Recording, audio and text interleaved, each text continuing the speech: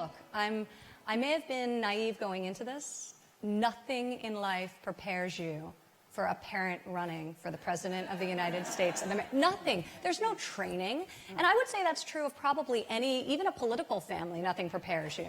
But at least then you've been to the rodeo and maybe participated in a campaign or two. Nothing prepares you for this. But it is very hard to live your life and continue to sort of build and grow your business, because there is this sort of cynical overlay.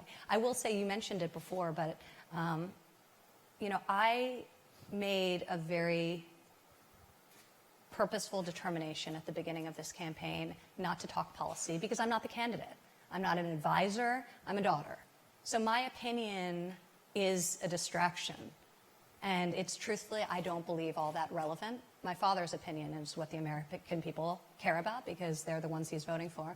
But I did tell you I made an exception as it pertained to the childcare and elder care policy he put forth.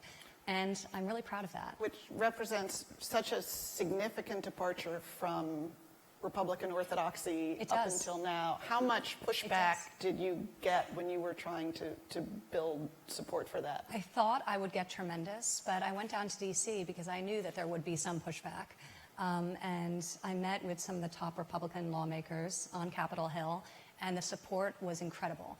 And I'm very, very proud. So, regardless of what happens, and obviously I'm very optimistic, my father will win in November, and then I know that he'll be able to move the needle forward on this front.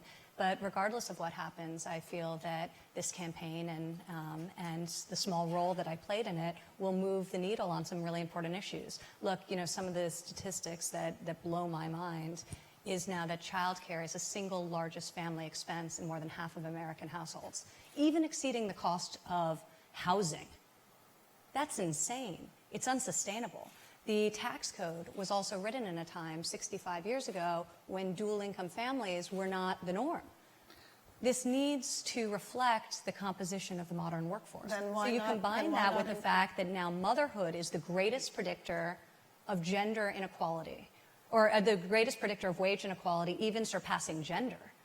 So, there's a structural problem, and families, it's not a women's issue per se, although women are being disproportionately affected by it, and you see it in terms of wage disparity. It's a family issue, and we really need to support families. We need to be innovative about childcare and put forth solutions that will bring down the costs.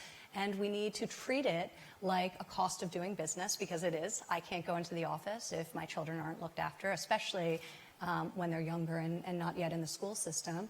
And I think his plan for doing that is incredible. And for elder care, which is very important, and disproportionately women are taking care of elderly dependents. So I think these are really important issues. And truthfully, I'm very excited that they were so well received with so many Republican lawmakers. So I'm hopeful that this really pushes the needle in a major direction.